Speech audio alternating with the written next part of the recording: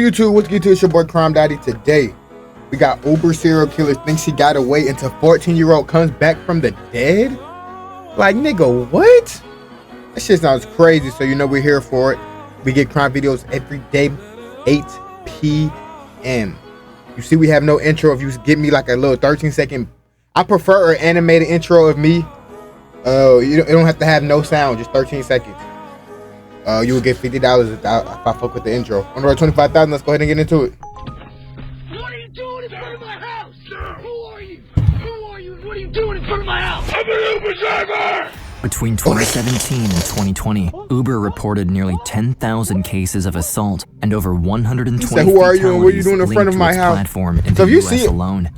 Hold on, if you see a car just parked in front of your house, like if you in a neighborhood, you're just gonna run out there? I don't know. In 2020, Uber reported nearly 10,000 cases of assault and over 120 fatalities linked to its platform in the US alone. The reports cover a wide range of incidents, from minor disturbances to outright murder. But the case we're about to cover pushes far past the numbers. An Uber driver in Michigan is suspected of going on a rampage, fatally shooting strangers in between taking fares. As many of you read, 6 people were gunned down in a rampage in Kalamazoo. Entirely overwhelmed by the situation, the Kalamazoo police force starts receiving frantic 911 calls by the dozen.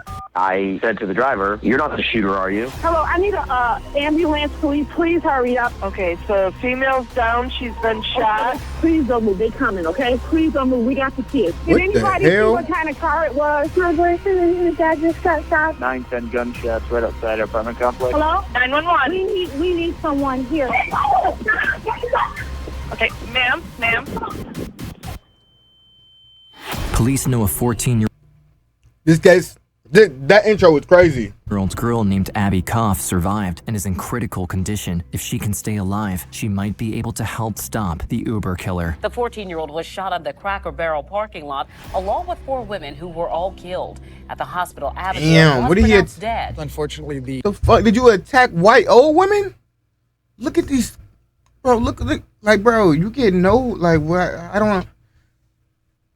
This nigga running a drill on old people. Did you go to the retirement home for this drill, nigga?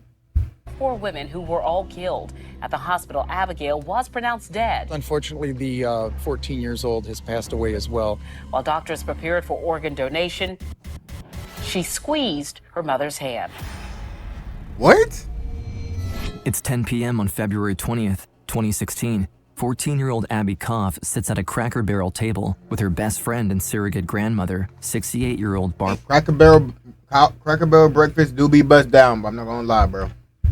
Shout out to It's Cracker 10 Barrel, p.m. bro. on February 20th, 2016. 14-year-old Abby Koff sits at a Cracker Barrel table with her best friend and surrogate grandmother, 68-year-old Barbara Hawthorne. Abby's calm, thoughtful demeanor often surprises others. She has always felt more at ease around older people. Oh, this is a girl? I'm like, bro. I didn't know this was a girl. I'm not gonna lie. The pair had just come from seeing a play downtown, and now, joined by 3 of Barbara's friends, they're sharing a meal and having a good time before heading home. As they step into the parking lot, Barbara reminds Abby not to miss their upcoming knitting class together. The young teen sits in the front passenger seat, and Barbara prepares to drive the group home. 2 of the other women. I want to know how did he know that? How do you know they brought up knitting? To the parking lot, Barbara reminds Abby not to miss their upcoming knitting class together. The young teen. A knitting class? Come on, bro. Nobody's doing a knitting class in the 2020s, bro. Nobody. That don't even exist. I refuse to believe that. Sits in the front passenger seat, and Barbara prepares to drive the group home. 2 of the other women sit in the back, while another steps into a van parked beside them. The teenager is chatting with her grandma when the sound of screeching tires interrupts them. Outside, a black car parked itself behind the vehicles, preventing them from leaving the lot. A loud bang pierces the silence outside. Everybody in the car starts screaming. The teenager knows she's in danger. She rolls up between her seat and the floorboards to hide. Seconds later, even louder bangs are heard. Shards of bloodied glass are sent flying everywhere inside the car. Abby doesn't have time to grasp what is happening before noticing that Barbara is now covering her hiding spot with her upper body. Through the broken window behind, the teenager sees the barrel of a smoking gun pointing right at her. County 911. I'm at the Kalamazoo Cracker Barrel, and there's been My nigga, why? gunshots in a car. Okay, has anybody been hit? 2 cars have been shot up. Dad, I got it. All right, hold on just a second. Did you guys? This couldn't be targeted, but like, why he pull up to a random Cracker Barrel, park behind their car, and start lighting their shit up? 2016? Holy that kid. They still alive? Yeah, she is. Where's he at? It's 2016. It's not even 2020s. Can you walk? Oh, we got a problem. That one's dead. He's looking at another one. There's a female in the back seat, driver's side. The little girl's not gonna make it. 5 hours Nigga, earlier, negative as shit. everything seemed fine in the lively city of Kalamazoo.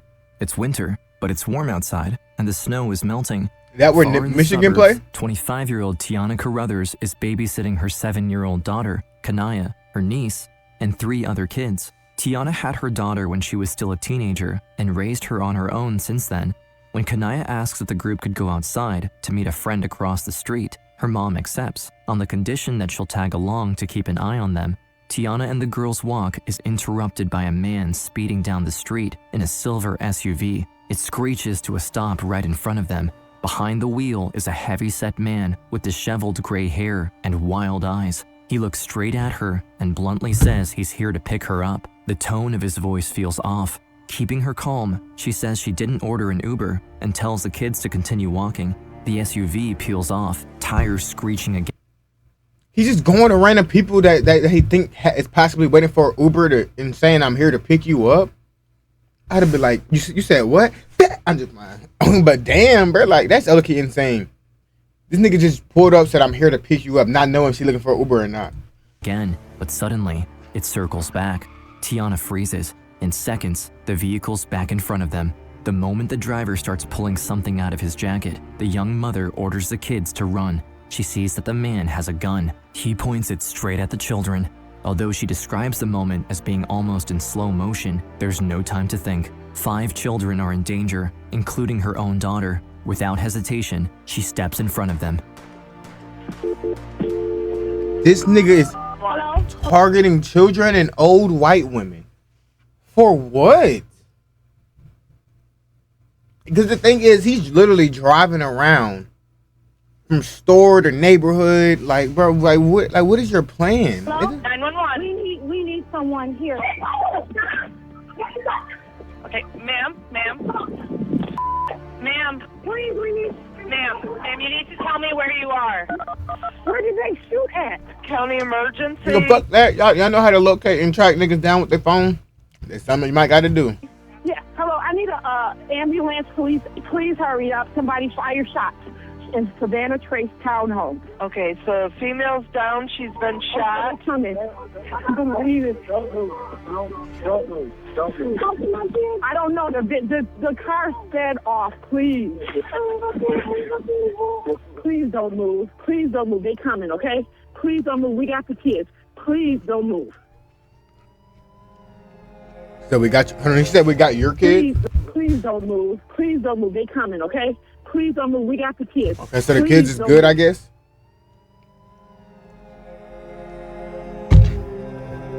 Following the shooting in the suburb, the Uber driver escapes before swapping guns and vehicles. For the remainder of the evening, he alternates between running fares and coldly shooting people at random. The driver, who the police quickly identified as 45-year-old Jason Dalton, shot 7 people before targeting fucking crash out slob. He gonna end up popping himself in the head, watch. Abby Koff, the 14-year-old he gunned down in the Cracker Barrel parking lot. Now, standing between life and death, things could have gone way worse for the teenager if Barbara, her surrogate grandmother, hadn't intervened to protect her. One of the women shielded Abby with her own body and took 3 shots. Barbara and Abby are both in critical condition. First responders rushed them to the hospital, doing everything they can to keep them alive. Despite their efforts, Barbara... Bro, with that girl, because she still got... Was that 14-year-old girl targeted? Because she still got hit. And they said her grandma, Barbara or whatever, took 3 bullets. A nigga target... Nah, she was in the backseat of a car, though. You can't even get targeted. This nigga weird, bro.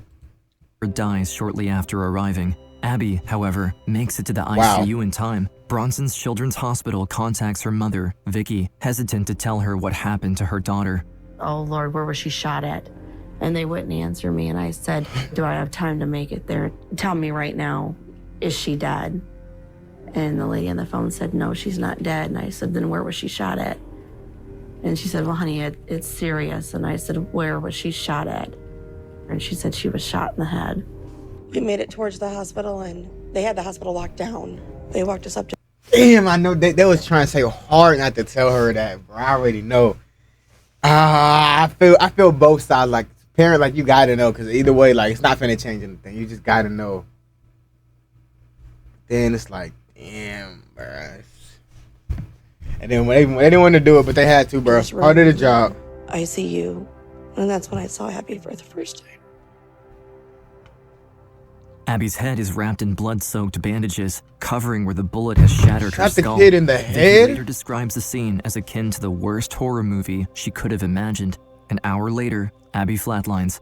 Doctors call the time of death. Vicky can only look, powerless, as the nurses unplug her daughter from the monitor and pull a white drape over her lifeless body. Vicky and her husband lie over the teenager, sobbing, muttering their final goodbyes while the nurses prepare for organ donation. It's then that the desperate mother feels something strange. She's sure of it. Abby just moved. And I said something to the nurse, and she said, honey, most bodies Nigga, I would have fucking sued they ass. Oh, bro, she came back over there about the barrier. Which, after they die, she said it's normal. And then I thought I felt it again, and I said, could you please just check her and make me feel better? A pulse. Somehow, Abby's heart starts beating again. Nurses and doctors soon flood the room. Vicky can barely contain her excitement, but one nurse gently pulls her aside and tells her not to get too hopeful. Even if Abby pulls through, she may show no signs of brain activity. I was holding damn! And I looked right at her and I said, damn, bro, like, damn, doctors, y'all cruel, bro. Like, don't get too happy. She's still not gonna be able to do, fucking, if she make it, she's still not gonna be able to fucking do anything. Still gonna be brain dead. Like, damn, bro, y'all doctors are cold, bro. Y'all cold for that. Hear me? I said, this is Mama. I said, if you can hear me at all, I said, give me a sign. And within a few minutes after that, I was sitting there, and then all of a sudden, her hand just slightly went like that. She was trying to draw the letter B in the palm. She was asking about Grandma Barb, who was killed in the shooting. Police believe she shielded Abby, taking 3 bullets in the chest while she pushed Abby down. She saved Abby's life. After mercilessly shooting Barbara and Abby, Jason Dalton plays cat and mouse with the police around the city. Cops pull over 10 vehicles matching the description of his car, desperate to find him, until they begin to tail one that's driving suspiciously. It seems to be trying to avoid them. A short but intense car chase ensues. Then the car suddenly pulls over. Bro, they was pulling over everybody to find this nigga. Like, that's how they do it for real. They just be like, oh, they driving this car. If you see it, pull their ass over, see what it is, nigga. I mean, I guess that's how you got to do it, though, bro. That's insane. Them niggas said they pulled over 10 cars before finding this man. Jason, proven himself to be extremely dangerous over the course of the rampage, and the police are expecting the worst. Windows down. You want to yell at him?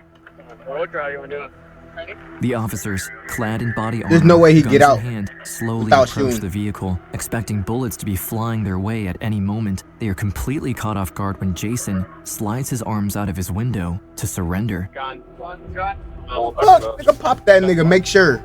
How do you armor? I can't believe he didn't come up here. He didn't fight us or want to go up.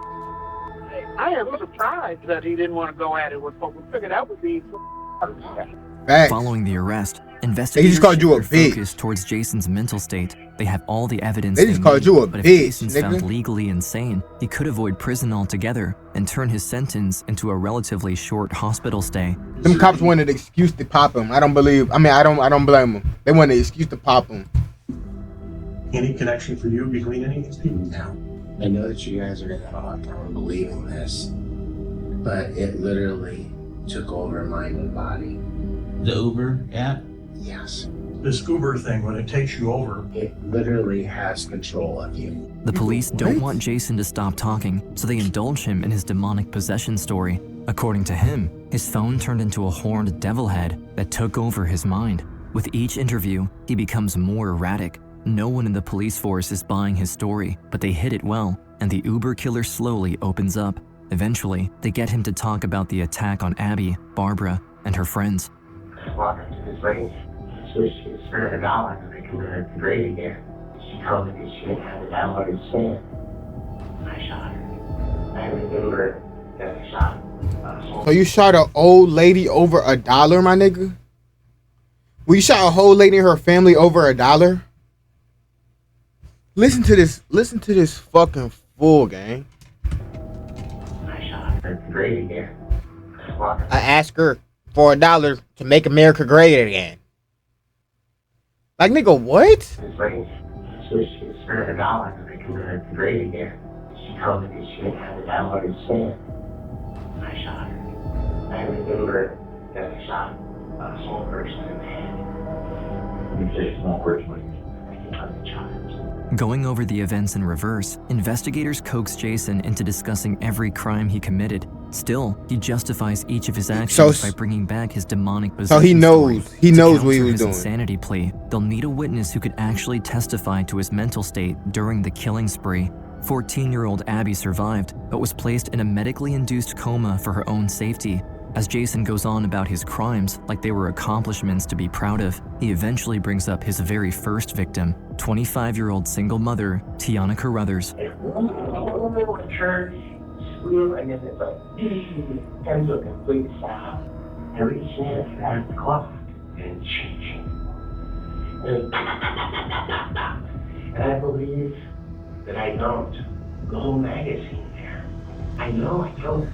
Because how could you survive that many gunshots? Tiana's body had been riddled with bullets. Both her legs and her shoulder were shattered. One of the rounds even lodged itself inside her liver, where it should remain for the rest of her life. Paramedics arrived just in time to stabilize her before she bled out.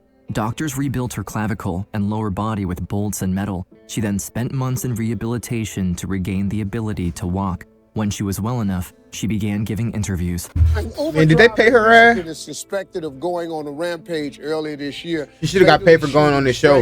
In between taking fares. Now, this tragic story made national headlines. Now, during all of the chaos, my next guest risked her life to protect a playground full of kids. Please welcome Tiana. Expected to testify at Jason Dalton's trial in 2019, Tiana quickly became a hero in the eyes of the nation. Them 4 kids you was babysitting, they living cause of you. The rest of them kids in the parking lot that you told them to run and don't come back, they living cause of you. That's cause of you. At that first shooting scene a year ago, it was Tiana Carruthers who shielded several children from the gunman, risking her own life. She was hailed a hero. 6 people were killed by Dalton. Without they pay her. The death toll could have been much higher. 3 months later, the court assembles for the preliminary hearing. Tiana is the first witness called to the bench. The tension is at its peak. As the sole survivor able to testify, the weight of the entire case is upon her shoulders. I seen him coming, and I saw a gun. Gladiator cars. They're called they're black. They're black bags. And people drive around and you look at them. It gets real. It's like, hey, it's time people. What? Pop that nigga, bro. So, Ms. Carruthers, are you okay? Or do we need to take a minute? The first time I was going to court, I wasn't ready. And I was like, he has no control, but he had the control at that time. It just took me back to the playground. Took me right back there to that moment. And I just broke down. Tiana's suffering is laid out for all to see. The judge gives her some time to compose herself before they resume the proceedings, but her trauma seems just too much to bear. Yet, she soldiers on, trying to be brave for the victims who can't be there. She reminds herself of all the things she has accomplished since the shooting.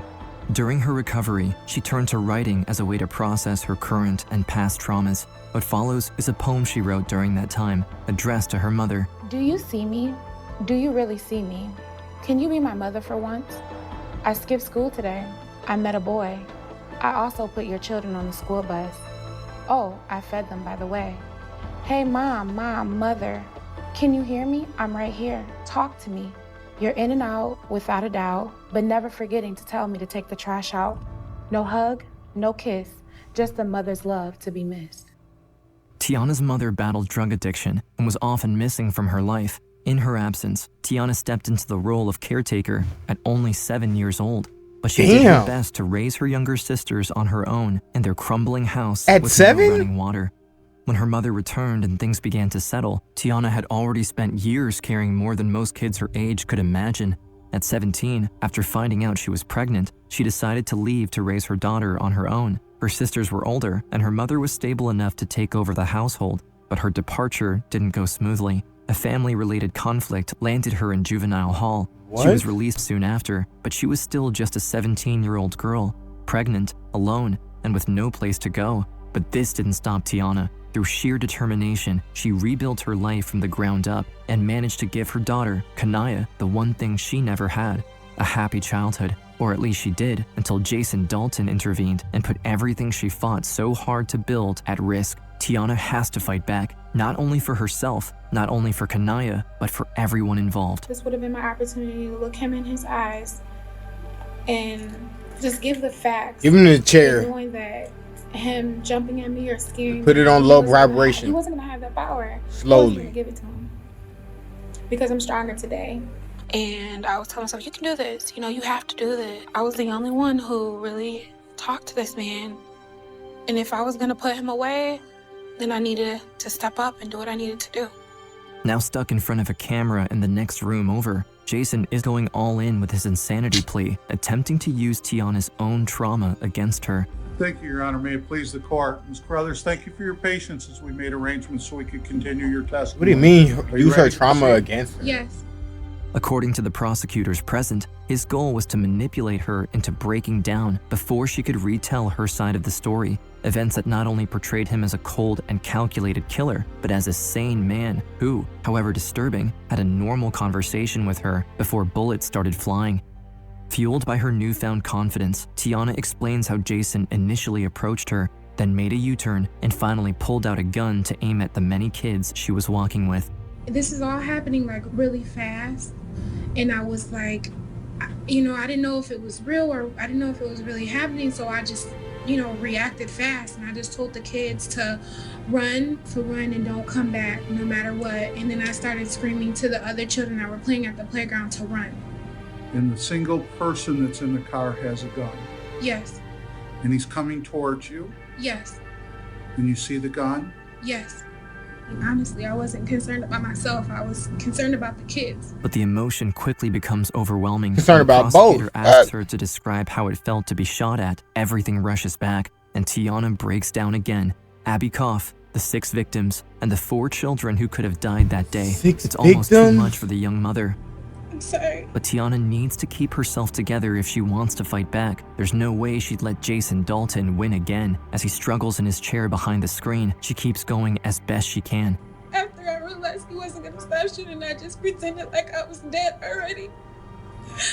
And after he pulled off, and I realized he was gone, that's when I started screaming for the kids. When I laid there, just screaming for the kids. I remember everything about it. I could never forget I could never forget his face. I see his face all the time. Tiana's testimony changes everything. Following the hearing, Jason drops the act, the erratic behavior, the demonic possession. It was all fake. His lawyer still pushes for a psychological evaluation, but every expert consulted agrees his client Fuck your is lawyer, sane, nigga. fully competent, and was aware of his actions during the events. With no other options left, Jason requests a plea hearing without conditions. Doing this voluntarily of your own free will? Yes, I've wanted this for quite a while. How do you plead? Guilty. My name is Tiana Carruthers, survivor of Jason Dalton's crimes. Walking now, let's go. You tried to kill us all. You failed. I'm standing here, right here, in your face, in front of you. How does it make you feel? Look at me. How does it make you feel? With Jason heading to prison for life without parole, and Tiana on the way towards Spit on that psychological nigga. and physical Boy. recovery, only one question Limitless remains. range. What nigga. happened to Abby? Sweetie. Go ahead. 1, 2, 3. Good. Can you wave? I almost died. Girl, just learn how to walk, bro. She sat by my bed. Just learn how to walk. She just sat there and waited for me to wake up. When I did, I remember her crying with happy tears. Yes, I am. The road to recovery was extremely challenging for the 14-year-old. She had to relearn everything almost from scratch. Even though she was making good progress physically, she also had to learn how to deal with the retrograde amnesia caused by her head injury. A couple weeks later, I said, "What happened to me?" They said, "Don't sugarcoat it." And she walked in and said, "Honey, you were shot in the head, and the bullet shattered your skull." You don't even remember, bro. Like imagine you just out of nowhere, you just like, that is crazy. Out of nowhere, you just have a piece of your skull gone. That is crazy. She don't even know what happened to her, bro. She cried, and she didn't say anything at that point. And a couple hours later, she'd ask me again what happened to me, because she couldn't remember it. She couldn't retain it. Every day, for months, Abby has to be reminded not only of the incident, but also of the murder of Barbara, her loving grandmother, who sacrificed everything to save her life. I asked about Grandma Barb. When I found out she was shot, I almost lost it. Why it had to be me and why it had to be Grandma Barb? We both didn't deserve it. If it wasn't for her, I wouldn't be here. I miss her unconditionally. Every single So is she gonna forget that she did this tomorrow? Like, how does that work? Is she gonna is it always gonna be like that? Persevered. She even went to prom in 2019, just 2 months after Jason Dalton's conviction. With the case coming to an end, Laura Hawthorne, Barbara's niece, finally puts her heroic aunt to rest. She always wanted to go on a hot air balloon ride. So I took her ashes to Sedona and went in a hot air balloon and left her out there in the desert. So she's right where she wanted to be. Damn. In the end, Jason Dalton may have caused irreparable harm, but he didn't win. It took years, but Tiana and Abby both healed and rebuilt their lives, and the families who lost loved ones on that day now cherish every moment they had with them and continue fighting for their legacies. We don't want them to be remembered by, oh, that's the people that got killed by the Uber driver. I want them to be remembered, oh, those are the loving, caring, compassionate people that were taken way too soon. Thanks to her resilience, Tiana not only survived the shooting spree, but also overcame her difficult past. Now, she uses her story to inspire others as a motivational speaker focused on turning tragedy into strength and helps victims redefine themselves as survivors. It can be hard, and I know it's challenging to deal with tragedies and struggles, but there is more to life than where you come from. Just build on it and want more for yourself. Tiana never called herself a hero. She says any mother would have done the same, but would her own mother have? Would most people? This is where Tiana's resilience shines, not just in surviving the shooting, but in holding on to the identity she built through years of struggle, a rough childhood, taking care of her sisters, didn't have to work no more. raise her daughter on her own as a teenager, and to top it all off, taking 4 bullets to protect that same daughter and her friends. Yet, none of it stopped her. She knows exactly who she is, and nothing can take that away from her. Him gunning me down, it doesn't define me. Tiana now, I'm strong. Stronger than I ever could imagine. W LeBron jersey. That's how you end it off. With the LeBron jersey, bro. RP to the 6 people that did not make it, bro. That's crazy, bro. That nigga, he needs a chair. He needs a torture and then a chair. Let me know what y'all think about that down below. Over 25,000, man. I am out this bitch.